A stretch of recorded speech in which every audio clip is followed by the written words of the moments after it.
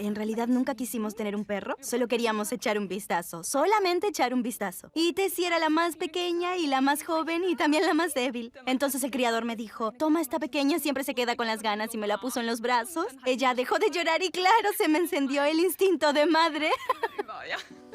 Cuando Tessie llega a la casa de la familia Neumeier, apenas tiene unas semanas de vida. Las semanas se convierten en meses y los meses en años. Se cría con los dos niños y va descubriendo el mundo. En ocasiones especiales lleva moño, aunque sin pantalones. Se va de vacaciones al mar, pero sigue temiéndole al agua. Bueno, ya.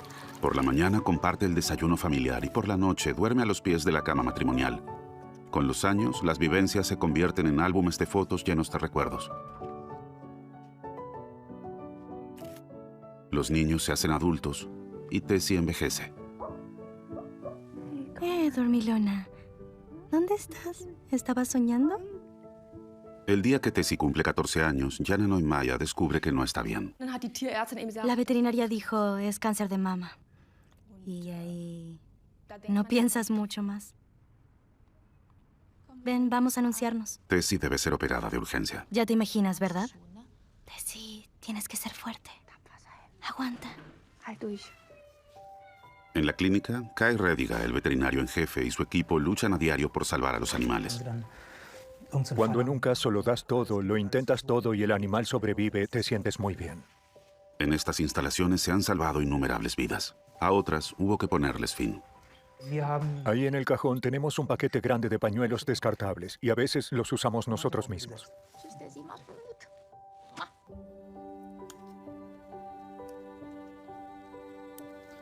A las mascotas con las que compartimos nuestra vida las consideramos amigas y parte de la familia.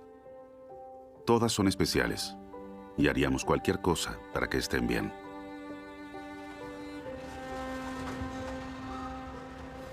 Cuando se trata de animales que comemos, no vemos que sean especiales. Cuando estamos en el supermercado, pensamos en el plato que serán y no en los individuos que eran. Todos somos campeones de la negación. ¿Por qué nos sale tan bien?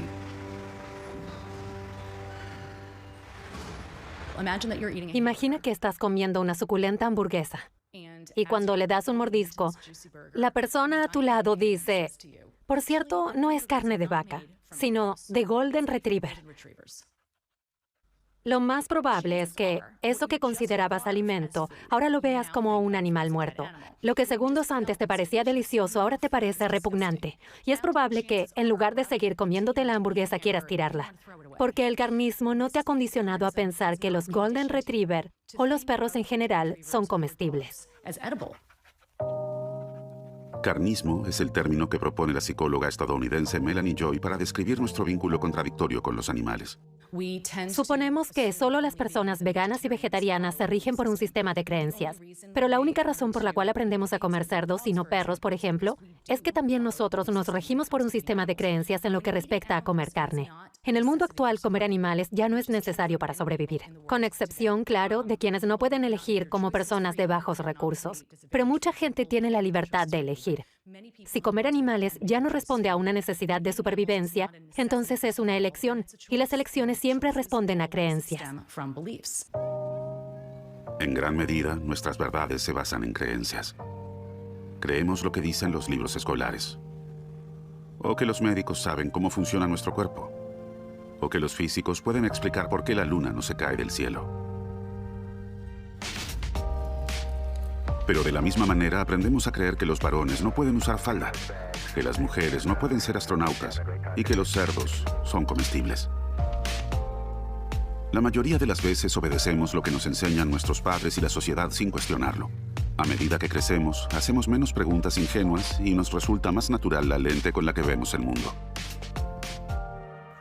Todo empezó cuando era una niña. Tuve una infancia típica de los Estados Unidos, mi país. Tenía un perro que amaba como un miembro de mi familia y también crecí consumiendo carne, huevos y leche. Siempre me gustaron los animales, como la mayoría de la gente. Pero nunca me puse a pensar en la contradicción de estar acariciando a mi perro con una mano y comiendo una chuleta con la otra. Un cerdo que había sido tan inteligente y sensible como mi perro. En 1989, cuando tenía 23 años, ocurrió que comí una hamburguesa en mal estado y tuvieron que hospitalizarme. Me dieron antibióticos por vía intravenosa, me sentía muy, muy mal. Después de esa experiencia, dejé de comer carne. Había estado tan enferma que la carne me daba asco. Hasta donde recuerdo, no hubo una cuestión ética que me motivara en esa decisión. El hecho de empezar una dieta vegetariana no fue más que una casualidad. Pero sus nuevas costumbres la llevan a investigar los abismos de la industria cárnica y con ellos las profundidades de nuestra propia psicología. Lo que me chocó quizá más que todo lo que estaba aprendiendo sobre ganadería fue que nadie quisiera escuchar lo que tenía para decir. Me decían cosas como, para con eso, me estás arruinando la comida. O me llamaban loca, vegana, hippie, propagandista. Y eran mis amigos, mi familia, personas a las que les gustan los animales, personas que se preocupan por la justicia social, personas racionales y compasivas como yo. Y me dio mucha curiosidad. ¿Por qué la gente deja de pensar y sentir cuando se trata de comer animales? Eso me llevó a escribir mi tesis doctoral sobre la psicología de comer animales. Mi pregunta no era por qué la gente debería dejar de comer animales, sino por qué la gente come animales. Su investigación la llevó a lugares como este. Quiere comprender la lógica de la industria de los mataderos y lo que piensan quienes trabajan allí. Personas como Gerald Otto. Es una buena pregunta. Sí, soy amigo de los animales, siendo encargado de protección animal en el matadero. Me gusta trabajar con animales. Si haces un trabajo como este, tienes afinidad con los animales. El matadero Goldsmaus es uno de los 10 mataderos de cerdos más grandes de Alemania. En estas instalaciones tenemos 1.500 empleados y matamos 35.000 animales por semana. Las últimas horas de la vida de los cerdos de engorde siguen un guión sobrio y claro. Los animales bajan a los corrales desde los camiones por estas 2 rampas que vemos a mano izquierda. Cuando llegan al matadero, los animales pesan unos 120 kilos y tienen más o menos 6 meses de vida. Tenemos otro lugar para 900 animales, es decir, más del doble de nuestra capacidad de sacrificio por ahora. De modo que los animales tienen entre 1 hora y 1 hora y media de descanso. Eso es importante para la calidad de la carne. El estrés repercute negativamente en la calidad y desde luego queremos obtener un buen producto. Hay que matar a los cerdos al ritmo que dicta la línea de montaje en la fase siguiente del procesamiento. Aturdimos a los animales con dióxido de carbono en una concentración del 92%. Se trata de un procedimiento habitual. Los animales descienden en un ascensor abierto con un sistema de 5 góndolas. Ingresan a una de las góndolas y descienden a la atmósfera cargada de dióxido de carbono y les produce un aturdimiento profundo. Lo que se cuestiona del aturdimiento con dióxido de carbono es la reacción de defensa. Se forma ácido carbónico en las mucosas y en consecuencia los animales tienen la sensación de quedarse sin aire. Una serie de grabaciones hechas por protectores de animales en otros mataderos muestran cómo sufren los cerdos al inhalar dióxido de carbono. El aumento del CO2 en sangre produce sensación de asfixia.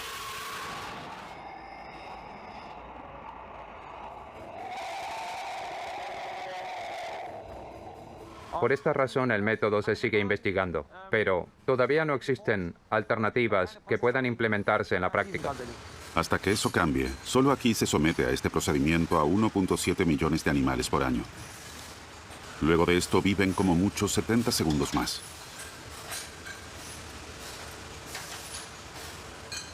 Un corte preciso en la garganta los desangra.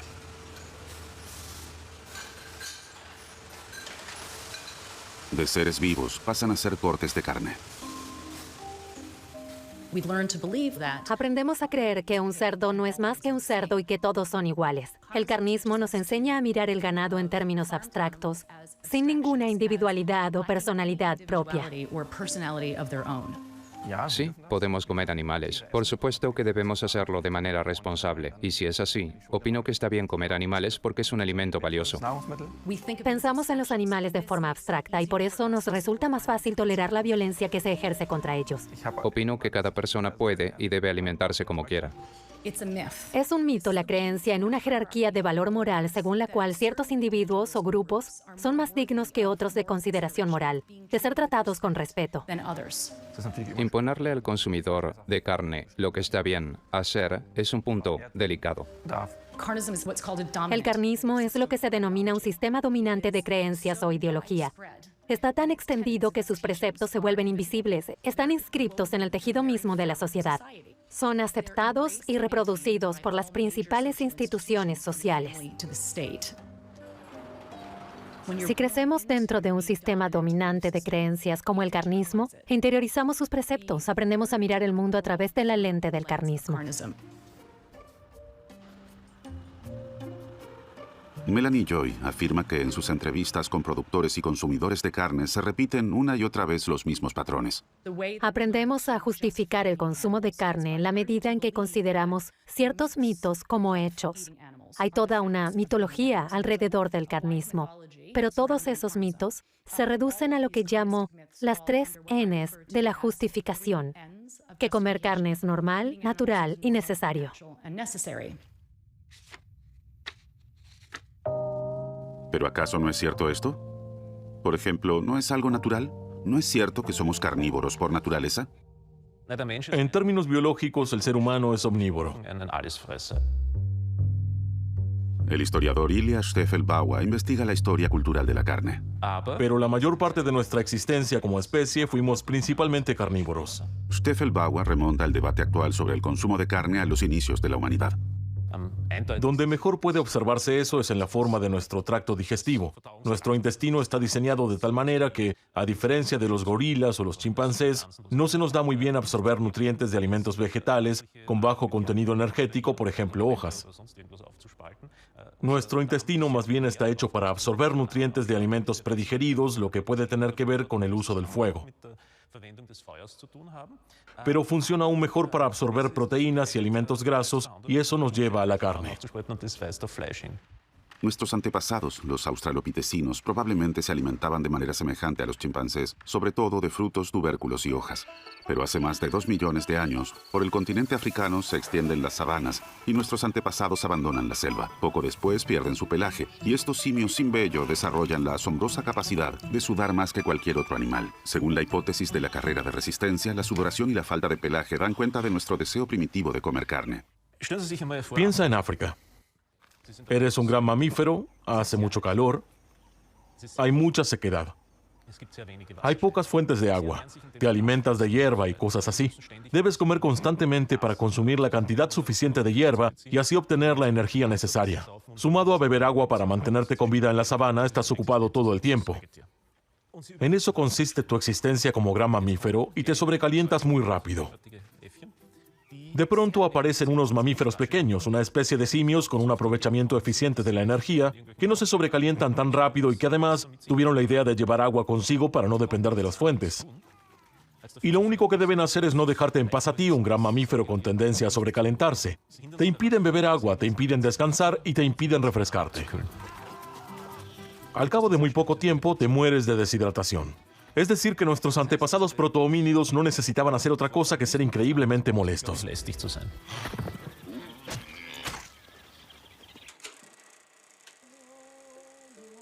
A mediados del siglo XX se comenzó a investigar exhaustivamente las pocas sociedades de cazadores y recolectores que quedaban, como los Kung en el desierto de Kalahari en el sur de África. Si bien estos pueblos ya no viven en la edad de piedra, se alimentan de lo que provee la naturaleza, como en aquel entonces. No cultivan nada, no almacenan nada en cantidades significativas y confían cada día en que encontrarán alimento suficiente. Los antropólogos llegan a una misma conclusión en todo el mundo. Todos estos pueblos comen animales. En algunos casos, la carne cubre el 90% de su demanda energética.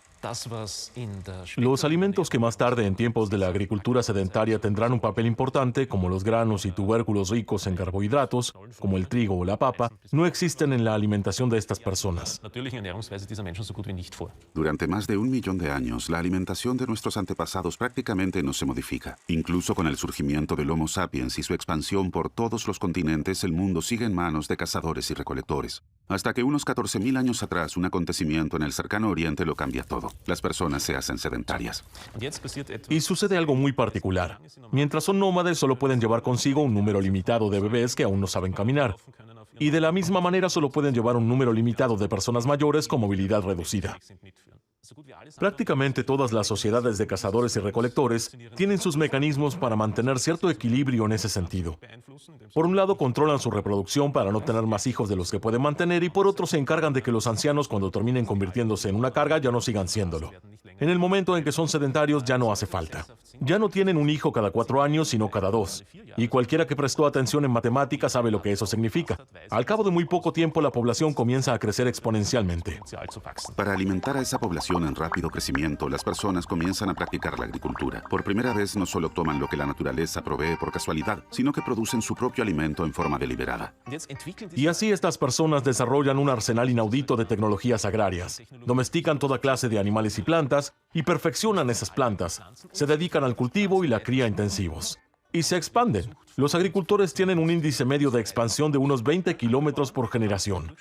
Esto significa que si hay un asentamiento de agricultores, la siguiente generación se asentará a 20 o 30 kilómetros de allí, es decir, a la distancia de una jornada de caminata. Y si marcamos eso en un mapa a lo largo de milenios, se obtiene con bastante exactitud el índice de avance de los agricultores del cercano oriente hacia Europa.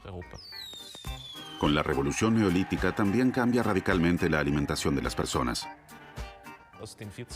El 40, 50, 60% de carne que podían permitirse nuestros antepasados cazadores y recolectores se vuelve en poco tiempo un 10 o 15% de productos de origen animal.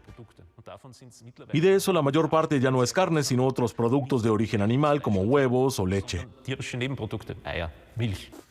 En su investigación, Ilya Steffelbauer exploró la evolución de la carne desde la antigüedad, pasando por la Edad Media hasta la Edad Moderna. La carne es un componente cada vez menos frecuente pero constante de nuestra dieta y casi siempre es considerada un alimento particularmente valioso. Los pobres comen pan, a los dioses se les ofrendan animales.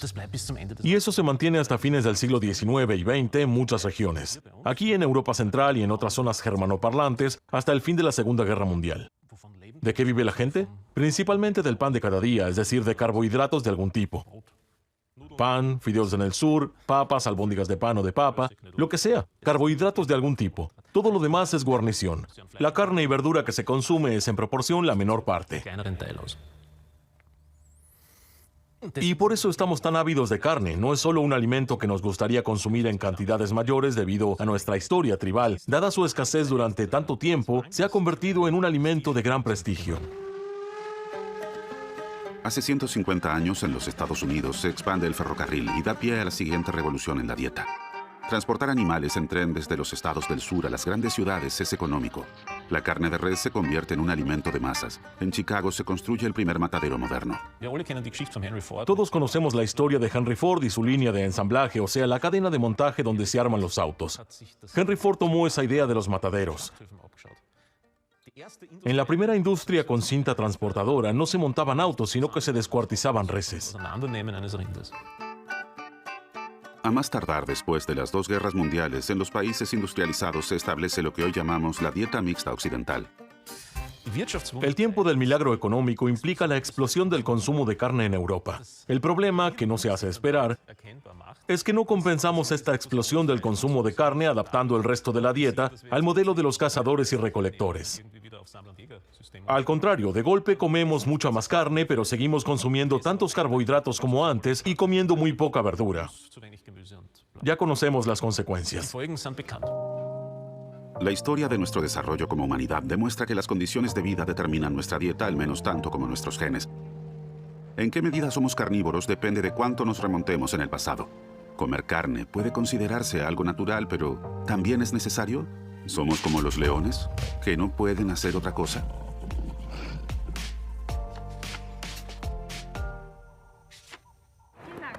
Encantado, ¿cómo te llamas?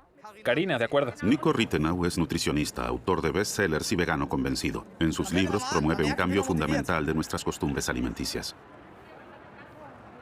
La dieta mixta occidental actual es un desastre. Aporta demasiadas sustancias que en exceso son perjudiciales y muy pocas de las que necesitamos para sobrevivir, los nutrientes esenciales. Podríamos decir que estamos sobreabastecidos, pero malnutridos. Tampoco es cierto que la carne en sí misma no sea saludable como a veces se presenta en los medios de comunicación. Si bien como individuo sigo una dieta vegana, en primer lugar soy nutricionista y los datos no demuestran que todo tipo de consumo de carne sea perjudicial para la salud. La carne y otros productos de origen animal son alimentos nutritivos siempre y cuando su producción sea de primera calidad. Pero Nico Rittenau cree que hoy en día ya no hace falta depender de estos alimentos de primera calidad. En programas de cocina y en charlas disipa conceptos erróneos. Los productos de origen animal no tienen el monopolio de ciertos nutrientes. No necesitamos carne, sino los minerales que aporta la carne. No necesitamos leche ni productos lácteos, sino el calcio y otros nutrientes que aportan el queso y la leche. No necesitamos pescado, sino omega 3. No necesitamos huevos, sino proteína y colina. En pocas palabras, no necesitamos productos de origen animal, sino los nutrientes que aportan estos productos. Pero también es un hecho que a lo largo de nuestra historia como especie siempre comimos carne. Y que a la mayoría nos sigue pareciendo deliciosa. ¿No significa algo? ¿No será que nuestro cuerpo nos quiere decir algo con eso? Sí, pero no. Sería genial que pudiéramos corregir nuestras diferencias nutricionales guiados por el instinto, y que desarrollar una preferencia por ciertas cosas fuera una señal de que nos falta alguna que otra vitamina o algún que otro mineral. Por el contrario, somos víctimas de nuestras preferencias porque, aunque sean producto razonable de la evolución, no son tan razonables actualmente. Por ejemplo, nuestra preferencia por la sal, el cloruro de sodio, viene de que es muy rara en la naturaleza, hasta que descubrimos la forma de la sal de mesa y empezamos a echarla en muchos alimentos como conservante y para potenciar el sabor. A tal punto que hoy tomamos demasiada, pero aún así tenemos esa preferencia por la sal y no podemos dejar de comer cuando se trata de comida rápida y chatarra bien salada. Tenemos una preferencia innata por lo dulce porque en la naturaleza un sabor dulce suele responder a fruta madura, una buena fuente de hidratos de carbono, y nuestro cerebro está ávido de estos. Pero hoy en día esta preferencia por los carbohidratos, por los sabores dulces que están por todas partes, es fatal. Comemos demasiados productos dulces porque el azúcar es una materia prima barata que se puede agregar a cualquier cosa. Y lo mismo ocurre con otras preferencias de nuestro paladar. Por eso cuando la gente dice que debemos comer de forma más intuitiva, yo diría no. Debemos hacer lo contrario y utilizar sobre todo nuestro cerebro para tomar decisiones alimentarias inteligentes. Hoy en día disponemos de muchas otras fuentes de nutrientes que antes obteníamos de productos de origen animal. Por ejemplo, hay proteínas en los porotos de soja, hierro en las lentejas, calcio en las espinacas. El nutriente crítico es la vitamina B12. Es esencial para mantener nuestro sistema nervioso y su deficiencia puede producir daños irreversibles. Se encuentra principalmente en alimentos de origen animal. Pero tampoco los animales la producen por sí mismos. Es un producto residual de las bacterias. Los rumiantes, como las vacas y las ovejas, tienen estas bacterias en el rumen. En el caso de los simios, como nosotros, la vitamina B12 se produce en pequeñas dosis en el intestino. Pero como solo se absorbe en el intestino delgado, el cuerpo no puede aprovecharla. Los gorilas resuelven este problema de manera pragmática. Cada tanto se comen sus excrementos. Quien no quiera hacerlo, pero renuncie por completo a los alimentos de origen animal, debe ingerir esta vitamina en forma de comprimido. Esto también se presenta erróneamente como obstáculo o argumento contra el veganismo. Dicen que se debe tomar la B12 como suplemento dietético, pero la población que sigue una dieta mixta también recurre a suplementos. Por una parte, a la sal de mesa se le añade yodo porque de otro modo no consumiríamos la cantidad suficiente. Por otra parte, en la cría de animales convencional, el pienso se enriquece con una serie de minerales y vitaminas para que los cerdos, las vacas y los pollos estén bien alimentados y tengan un crecimiento óptimo. De esta manera, mucha gente que sigue una dieta mixta suplementa su alimentación de manera indirecta a través del animal. Nosotros argumentamos en favor de retirar el pescado, la vaca, el cerdo. ¿Estás grabando, Urs? Sí, adelante. En sus videos en YouTube, Nico Rittenau explica detalladamente cómo llevarlo a la práctica en la alimentación. Para una vida sana, afirma, lo central no es si comemos o no animales, sino contestar dos preguntas mucho más generales. Primero, ¿cuáles son los nutrientes esenciales vitales para el cuerpo humano y cómo los obtengo? Segundo, mientras obtengo estos nutrientes esenciales vitales, ¿puedo asegurarme de no consumir demasiadas sustancias que en exceso son perjudiciales para la salud? Si puedo garantizar estas dos cosas, puedo alimentarme de maneras diversas, con una dieta vegana, vegetariana, mixta, alta o baja en carbohidratos, Atkins, cetogénica, lo que sea. Claro que son todas etiquetas, pero cualquiera de estas dietas bien planificada puede cubrir la cantidad necesaria de nutrientes, porque tanto los alimentos de origen animal como los de origen vegetal pueden aportar en teoría todos esos nutrientes. Durante mucho tiempo dependimos de alimentos de origen animal y en algunas partes del mundo son necesarios hasta el día de hoy. Pero en el norte global actualmente podemos comer sano sin consumir productos de origen animal. Por lo tanto, no es necesario comer carne. Resta considerar la tercera N, normal. Yo soy la séptima generación. La granja está en manos de mi familia desde el año 1855. Florian Boucherie cría patos y gansos en su granja en el Périgord. Lo que hace con ellos nos parecerá normal o no, según el lugar desde donde estemos viendo este documental. Porque Florian Boucherie es un orgulloso productor de foie gras.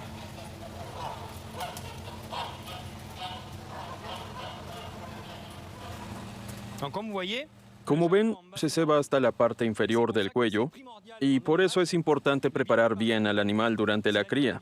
Si el animal está bien preparado, no hay riesgo. Así se llena el buche. Es muy flexible, muy elástico. En casi todos los países europeos, también en Alemania, este método está prohibido. En Francia, en cambio, el foie gras de ganso forma parte del patrimonio nacional cultural.